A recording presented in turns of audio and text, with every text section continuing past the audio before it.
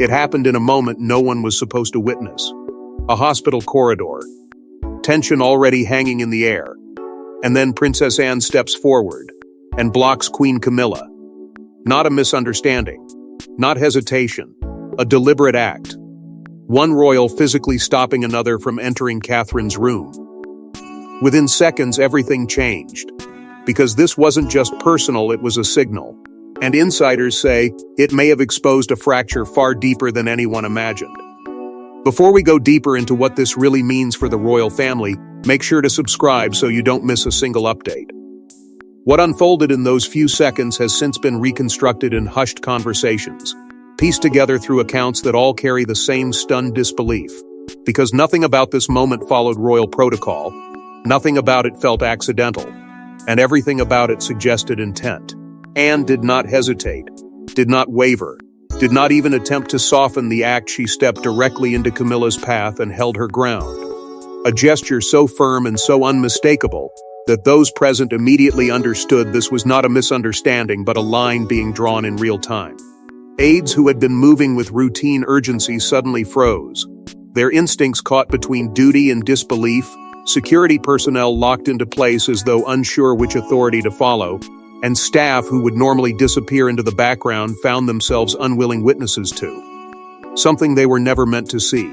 And at the center of it all was the weight of Catherine's condition, an unspoken gravity that made every second feel sharper, heavier, more consequential. Because this was not just a disagreement unfolding in a quiet corridor, this was happening at a moment of vulnerability, when access meant. Everything and presence carried meaning beyond words. That is what made the silence so loud, the stillness so revealing. Because no one intervened, no one corrected it, and most telling of all, no one questioned Anne in that instant, as though the authority behind her action was understood even if it was never explained. And yet, what has unsettled insiders the most is not just the act itself, but the growing belief that it was never meant to be spontaneous, that this confrontation was the visible crack of something that had been building quietly, carefully, beneath the surface for far longer than anyone outside. Those inner circles realized. Early whispers began almost immediately, not loud or public but persistent, threading through private conversations with a single, chilling suggestion: this had been anticipated, perhaps even prepared for. Because moments like this do not erupt without pressure, they do not manifest without history, and they certainly do not happen without reason. And as those whispers continue to grow, they point toward something far more complex than a single confrontation. Something rooted in loyalties, tensions, and lines that may have been drawn long before that corridor ever fell silent, leaving one unavoidable question lingering in its wake: what exactly led to this moment, and why did it feel less like an interruption, and more like a warning? But moments like this don't come out of nowhere. They are built on history, tension, and something far more personal beneath the surface. Princess Anne has never been known for drama. She doesn't react, she calculates. She doesn't interfere unless something crosses a line that should never be crossed. So when she blocked Camilla, insiders didn't just see defiance. They saw protection. And the question began to form almost immediately: what was Anne protecting Catherine from? Because Anne is not impulsive, not emotional in the way others might be, and certainly not someone who allows tension to spill into public view without reason. For decades, she has operated as something far more controlled, far more precise, a quiet enforcer of balance within a system that survives on discipline, hierarchy, and unspoken boundaries. And those who understand her know this. When Anne moves, it is never accidental, and it is never without purpose. Her reputation inside royal circles has long been built on an almost unshakable sense of duty, a loyalty that does not bend easily, but also does not blind her to what she believes is right. She has never needed attention, never sought influence through spectacle, yet somehow she has remained one of the most quietly powerful figures in the institution. Not because she demands authority, but because she embodies it. And over the years, that authority has often revealed itself in moments that never reached the public eye. Moments where Anne stepped in just enough to redirect, to steady, to prevent something from tipping too far in the wrong direction. Those interventions were rarely spoken about, almost never acknowledged, but always felt. And within those quiet patterns, A subtle alignment began to take shape, one that insiders have hinted at, but rarely define openly. Anne, it seems, has long held a certain regard for Catherine, not rooted in sentiment, but in recognition. A recognition of composure under pressure, of understanding the weight of expectation without allowing it to fracture the role itself. In Catherine, Anne appears to see something familiar, something reliable, something that fits within the structure Anne has spent her life protecting. And in contrast, there have always been whispers carefully worded, never direct, suggesting that her relationship with Camilla has been more complex. Not hostile, not openly strained, but layered with differences in approach, in instinct, in how each navigates power behind palace walls. Because Anne does not just follow the rules, she enforces the ones that are never written. The lines that cannot be crossed. The moments that require restraint even when emotion demands otherwise. And history has shown that when those lines are tested, Anne does not argue. She acts. There have been times, buried deep in royal memory, where her presence alone altered decisions, where her quiet resistance reshaped outcomes without ever creating visible conflict. That is how she operates, controlled, deliberate, unwavering, which is why the corridor moment refuses to fade as a simple act of defiance. It carries the unmistakable weight of intention, of someone who knew exactly what she was doing and chose to do it anyway. Not out of emotion, but out of conviction. And that distinction changes everything, because it suggests that Anne did not step forward because she lost control, but because she believed control needed to be taken. That something, in that moment, required intervention strong enough to override protocol itself. And as that realization settles in, it sharpens the tension rather than easing it.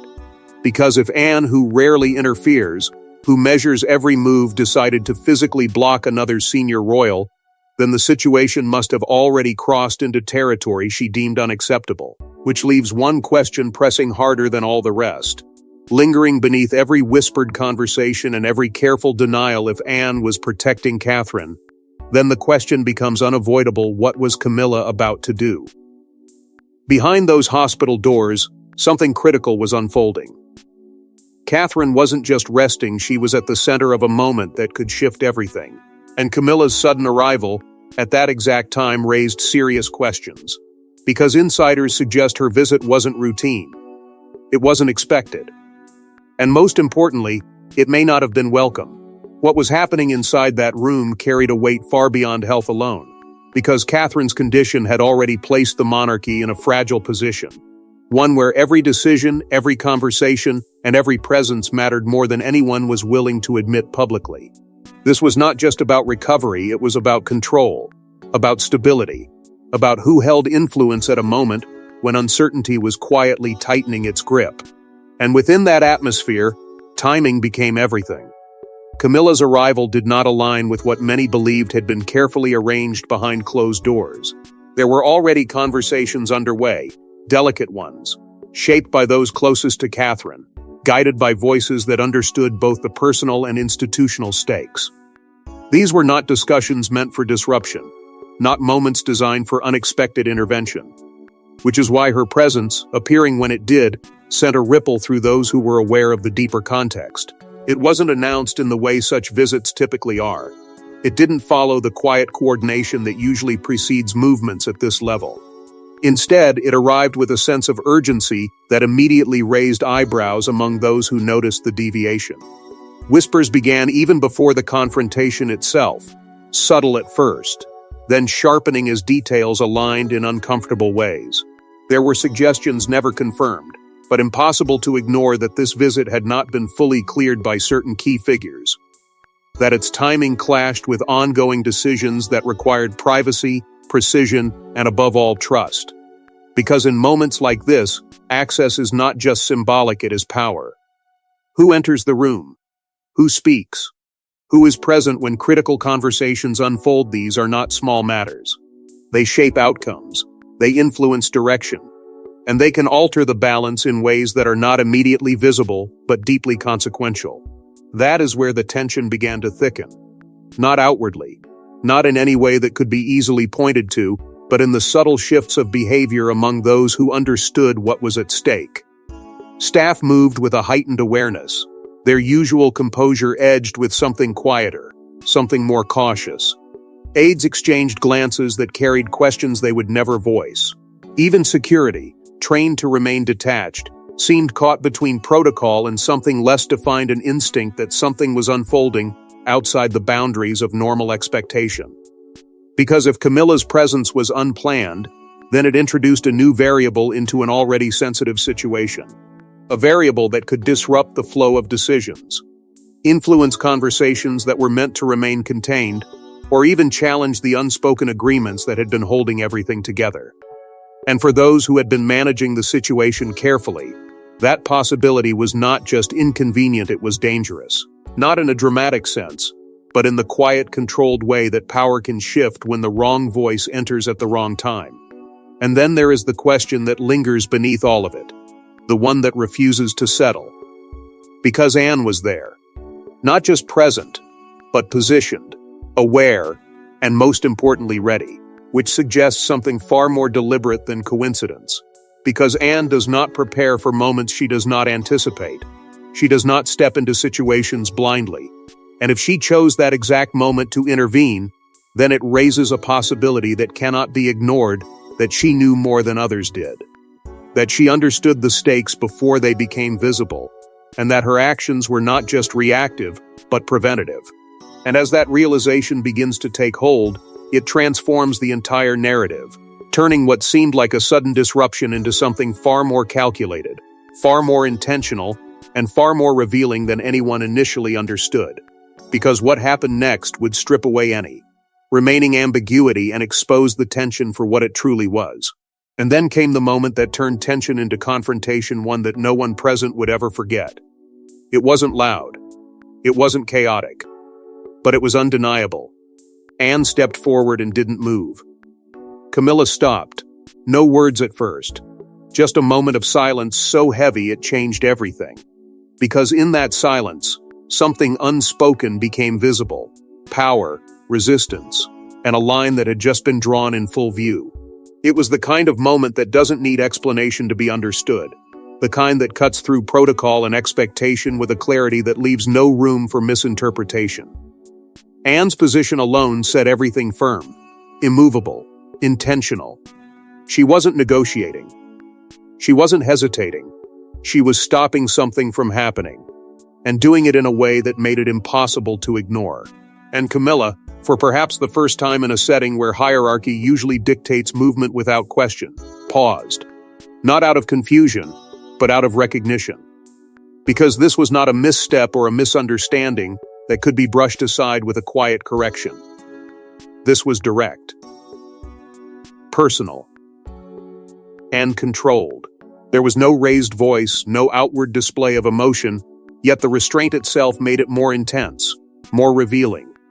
Those present would later describe it not as a confrontation in the traditional sense, but as something far more precise, a deliberate interruption of authority, by someone who understood exactly what that meant. The physical positioning alone carried a weight that could not be dismissed. Anne stood between Camilla and the door, not symbolically, but literally, occupying the space that would have allowed entry.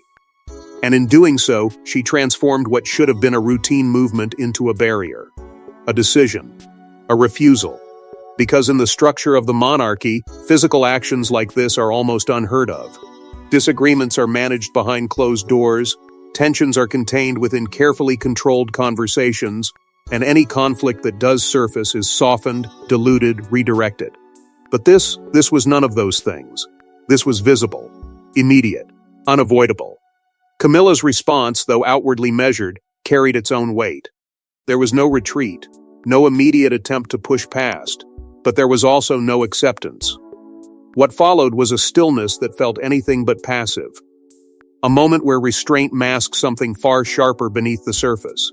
Because being physically stopped was not just unexpected, it was unprecedented. And that reality did not need to be spoken aloud to be understood by everyone present. It was written into the tension that settled between them, into the way time seemed to stretch as neither moved to break it. Around them, the reaction was just as telling. Aides who were trained to respond instantly did nothing. Security, whose role is to maintain order, remained fixed in place. Staff, accustomed to anticipating every need, became observers rather than participants. It wasn't confusion that held them back, it was awareness.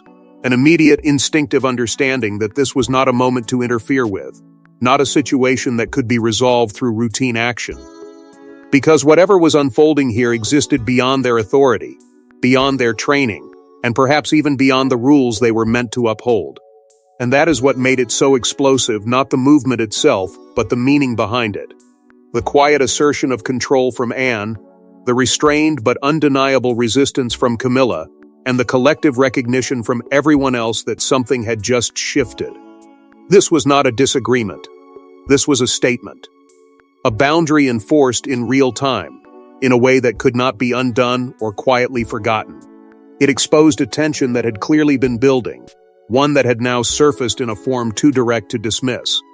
Because in that single silent exchange, the illusion of seamless unity fractured, revealing something far more complicated beneath the surface: differences in judgment, in authority, in who had the right to act and when. And as that realization began to settle, it carried with it a deeper implication, one that extended far beyond that corridor, far beyond that moment, pointing toward a truth that was becoming harder to contain. But what made this moment even more explosive wasn't just the act itself, it was what it revealed about the fractures already forming behind the scenes. This wasn't just about a hospital room. It was about control: who has it, who protects it, and who challenges it when it's threatened. Because beneath the surface of royal protocol lies something far more complex, a quiet struggle for influence that rarely becomes visible until it does. And in that moment, access to Catherine became more than a matter of presence, it became a symbol. Because Catherine is not just another member of the family, she represents continuity, stability, and the future direction of the monarchy itself. At a time when uncertainty surrounded her condition, proximity to her carried weight that extended far beyond concern or courtesy. It meant influence. It meant positioning. It meant the ability to shape what happens next, even in ways that might never be publicly acknowledged. And that is where the tension between Anne and Camilla begins to take on a sharper, more strategic dimension. Because within the hierarchy, their roles are defined not just by title, but by approach. Camilla operates within the present structure, navigating power as it exists, adapting, asserting, and maintaining her place within an evolving dynamic. Anne, on the other hand, has always stood as something more fixed, more anchored in the preservation of order as she believes it should be. She does not shift easily. She does not bend to convenience. And when those two forces meet, adaptation and preservation, the result is rarely simple. Catherine, caught at the center of this, becomes more than an individual in recovery. She becomes a focal point of alignment, a figure whose position quietly influences the balance within the monarchy. And in moments of vulnerability, that balance becomes even more delicate, because influence is no longer exerted through public roles or appearances, but through proximity, through conversation, through who is allowed in and who is kept out. That is why access matters so deeply, why it becomes guarded not just physically, but symbolically, because whoever stands closest in those moments may shape not only immediate decisions, but longer-term dynamics that ripple outward. From that perspective, Anne's action begins to shift in meaning. It no longer feels purely reactive, no longer reads as an emotional response to an unexpected situation. Instead, it carries the weight of something considered, something deliberate, a preemptive move to maintain a boundary that she believed was necessary. Because if there were concerns, spoken or unspoken, about how influence might be exercised in that moment, then stepping in was not just an act of defiance, but one of protection. Protection not only of Catherine, but of the structure Anne has spent her life upholding. And it is within that layer that long-standing tensions begin to resurface. Not loudly, not in a way that can be easily pointed to, but in subtle patterns that now feel impossible to ignore. Differences in perspective that may have once remained contained now appear to have reached a point where they could no longer stay beneath the surface. The corridor did not create those tensions, it revealed them.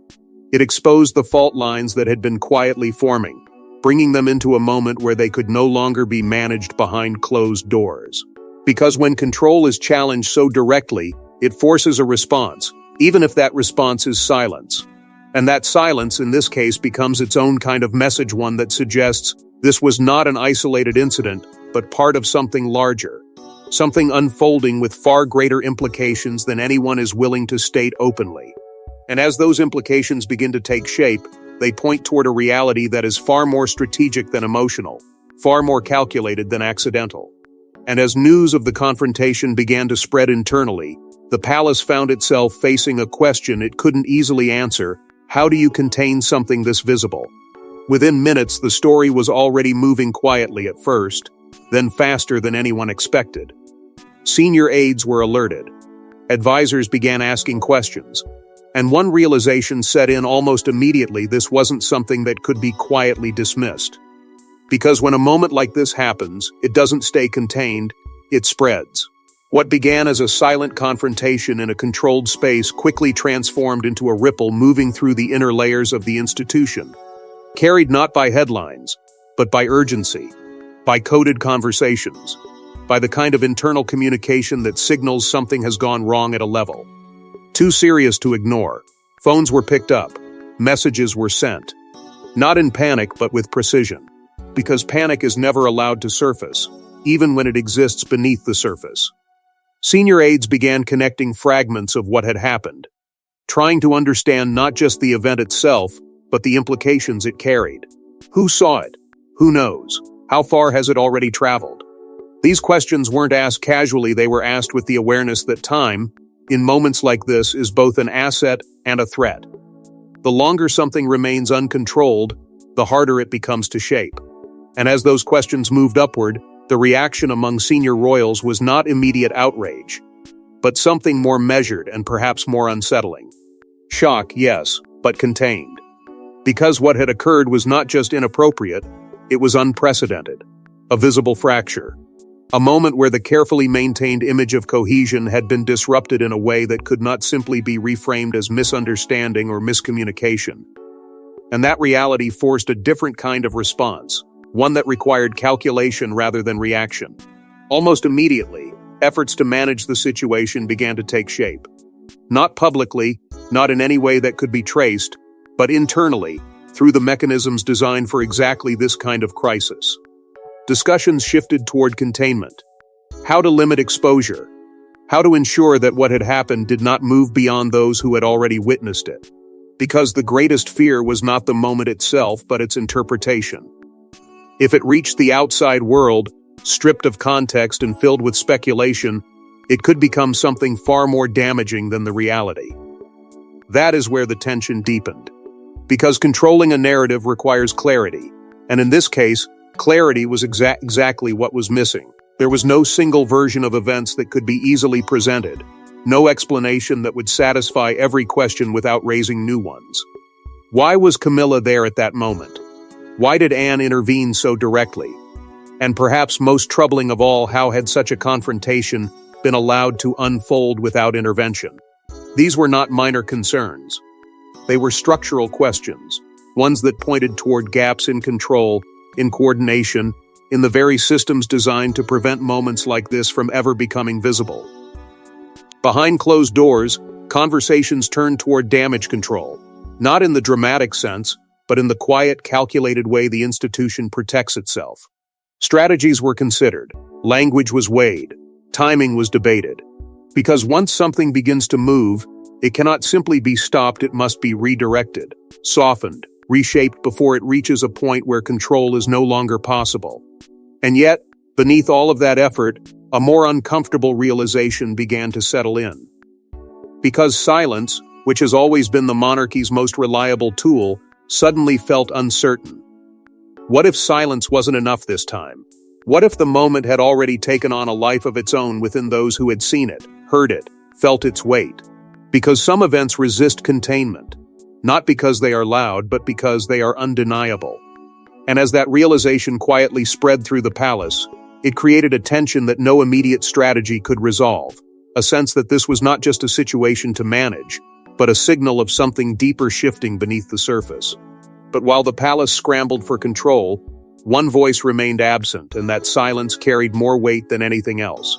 At the center of it all was Catherine, unseen, unheard, but more powerful in absence than anyone else in the room.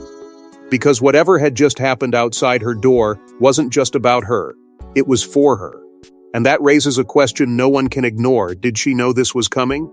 Because silence, in moments like these, is never empty. It carries weight, it invites interpretation. And in Catherine's case, it began to shape the narrative more forcefully than any statement ever could. While others moved, reacted, calculated, she remained still. And that stillness became its own form of influence, one that no one could fully control. There is something uniquely powerful about being at the center of a storm without stepping into it. Catherine's position, defined by both vulnerability and significance, placed her in a space where every action taken around her seemed amplified. Her condition made her physically absent from the confrontation, yet symbolically, she was everywhere within it. Every decision, every movement, every boundary drawn was tied back to her, to what she represented, to what was believed to be in her best interest. And that is where the tension deepens. Because when someone holds that level of importance, their silence is never interpreted as passive, it is analyzed, questioned, and at times feared. Some began to wonder whether this silence was truly as unknowing as it appeared. Because Catherine is not unfamiliar with the pressures of her role, nor is she detached from the undercurrents that shape the institution around her. Over time, she has demonstrated a quiet awareness, an ability to navigate expectation without drawing unnecessary attention to the choices she makes, which raises the possibility, subtle but persistent, that what unfolded outside her door may not have been entirely unexpected from her perspective. Not in detail, not in execution, but in essence. That perhaps she understood the tensions, sensed the shifts, recognized that something was building long before it became visible to others. At the same time, her vulnerability complicates everything, because while she holds symbolic power, she is also human, facing a moment of personal challenge that places her in a position of dependence rather than control. And it is within that contrast, strength and fragility existing side by side, that the emotional weight intensifies. Public sympathy, already present, begins to grow stronger, deeper, more protective. Because from the outside, it becomes easy to see her not just as a central figure, but as someone being shielded, someone at the heart of a situation she did not create, yet one that revolves entirely around her. And yet, that perception may only tell part of the story. Because silence can also be strategic. It can be a way of allowing others to act without interference, of letting tensions reveal themselves rather than suppressing them prematurely. If Catherine chose not to speak, not to intervene, it may not have been out of incapacity, but out of calculation and understanding that sometimes what unfolds in her absence can reveal truths that would otherwise remain hidden. And if that is the case, then her silence is not a void, it is a presence, one that influences outcomes without ever needing to declare itself. That possibility places a different kind of pressure on everyone else involved. Because acting in the absence of her voice means interpreting what she would want, what she would allow, what she would resist. And those interpretations are never neutral, they are shaped by perspective, by loyalty, by belief. Which means that every decision made in that moment carries not just consequence, but the risk of misalignment, of overstepping, of acting in a way that may later be questioned or challenged. And as those pressures continue to build, they create an environment where silence becomes louder than words, where absence feels more present than action, and where the truth of what is really happening becomes harder to define with certainty. And as speculation deepened, a more unsettling possibility began to emerge. What if this confrontation was never meant to stay private? Because moments like this don't just surface on their own. They are witnessed, they are remembered, and sometimes they are shared. The question now isn't just what happened, but how it became known. Because if this was leaked intentionally, then the confrontation wasn't just a moment, it was a message. And that possibility changes everything. Because it suggests that what unfolded in that corridor did not simply escape containment, it may have been guided beyond it. Not loudly, not recklessly, but carefully, through the same quiet channels that carry information when it is meant to travel without appearing to move at all. At first, the details surfaced in fragments. Not a full account, not a clear narrative, but pieces enough to spark curiosity, enough to raise questions, enough to make those who heard them pause and look closer. That is how these things often begin within royal circles, not as declarations, but as whispers that gather weight with each retelling. And what made this different was the speed. The way those fragments seemed to find their way into conversations that extended beyond the immediate circle of witnesses, reaching individuals who would not normally have access to such a moment. That alone was enough to raise suspicion, because information this sensitive does not move accidentally. Which leads to the question that no one can comfortably answer: who allowed it to move? And why? Because leaks within the palace are rarely random. They serve purposes. They shift perception. They protect some while exposing others. And in this case, the nature of what was revealed, the clarity of the confrontation, the unmistakable roles of those involved, suggests that this was not an incomplete or distorted version of events. It was precise, focused, almost as if the intention was not to obscure the truth, but to highlight it. From there, theories begin to form, each one layered with its own logic, its own assumptions about motive. Some suggest that those aligned with Anne may have seen value in allowing the moment to surface, framing it as an act of protection, a demonstration of control in a situation that demanded it. Others consider the possibility that the exposure benefits those who question Camilla's influence, subtly reinforcing narratives that have existed beneath the surface for years. And then there are those who look at it from a broader perspective, seeing the leak not as an act tied to individuals, but as part of a larger internal movement, one that uses carefully revealed moments to reshape perception over time. Timing in all of this becomes impossible to ignore, because the moment did not emerge instantly, but neither did it remain buried. It appeared just enough after the event to allow for control, but soon enough to ensure relevance. That balance is not easy to achieve without intention. It requires awareness, coordination, and a clear understanding of when information carries the most impact. And within royal history, there is a pattern: moments of controlled exposure that surface not to create chaos, but to influence direction, to shift narratives in ways that feel organic but are anything but accidental. And if this moment follows that pattern, then it cannot be viewed in isolation. It becomes part of something larger, something unfolding gradually, where each revelation adds pressure, adds clarity, adds momentum to a story that is still being written behind closed doors. Because once something is seen, truly seen, it cannot be unseen. And once it is shared, it begins to take on a life of its own, shaping perception in ways that even those within the institution may struggle to fully control. And that is where the real tension now lies, not in what happened, but in what it means. Because if this was allowed to surface, if it was meant to be known even in fragments, then it carries a signal far more deliberate than anyone is willing to confirm. And if this moment was meant to be seen, then what it signals about the future of the monarchy may be impossible to ignore. The moment has passed, but its impact is just beginning. Because when a line is drawn this clearly, it doesn't disappear, it lingers. It reshapes relationships. It forces decisions.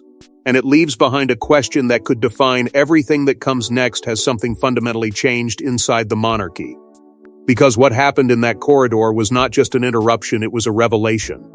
A glimpse into a dynamic that had remained carefully concealed, now exposed in a way that cannot simply be undone or forgotten. And once something like that is seen, it begins to alter the balance, quietly but unmistakably. For Camilla, the implications are impossible to ignore. Authority within the monarchy has always depended not just on position, but on perception, on the unspoken acceptance that power flows without resistance. But what happens when that flow is interrupted so visibly? When a moment surfaces that suggests limits, boundaries, even opposition? It doesn't remove authority, but it reframes it. It introduces doubt where certainty once existed. And in an institution built on continuity, even the smallest shift in perception can carry consequences far beyond the moment itself. At the same time, Anne's role takes on a new and heavier significance. What was once understood quietly, her presence as a stabilizing force, a guardian of structure, has now been seen, undeniable and direct. She is no longer just the figure who operates behind the scenes, but the one willing to act when necessary, even if that action disrupts expectation. And that changes how she is viewed, not only by those within the monarchy, but by those observing from the outside. Because visible action transforms quiet influence into something far more defined, far more consequential. And then there is Catherine, still absent, still silent, yet somehow more central than ever. Because even without speaking, even without stepping into the moment, her presence continues to shape everything around it. Sympathy for her grows, but so does recognition of her importance, her role as a focal point for the monarchy's future. And in that duality, vulnerability and influence, her position begins to feel even more powerful. Not in a direct or forceful way, but in the quiet gravity that draws everything toward her. But perhaps the most significant shift lies in what can no longer be hidden. Internal divisions, once managed carefully behind closed doors, now feel closer to the surface. Not fully exposed, not openly acknowledged, but present in a way that is harder to deny. Because once a fracture appears, even briefly, it leaves behind a question: how deep does it go? And more importantly, will it remain contained, or will it widen over time? Public perception, too, begins to shift, not dramatically but subtly. The image of seamless unity gives way to something more complex, more human, more uncertain. And within that uncertainty, new interpretations take shape, new narratives begin to form. Each one adding another layer to a story that is far from complete. Because moments like this do not exist in isolation, they echo, they influence. They set the stage for what comes next, and what comes next may be even more significant. Because once a line has been drawn, it invites response. It challenges others to act, to choose, to define where they stand. And in a system where every movement carries meaning, that possibility is impossible to ignore. The confrontation may be over, but the forces it revealed are still in motion, still evolving, still building towards something that has yet to fully emerge. Because in the monarchy, the most powerful moments are never the ones announced to the world, but the ones that slip through and change everything. Thanks for watching. Please don't forget to like and subscribe, and we will see you in next one.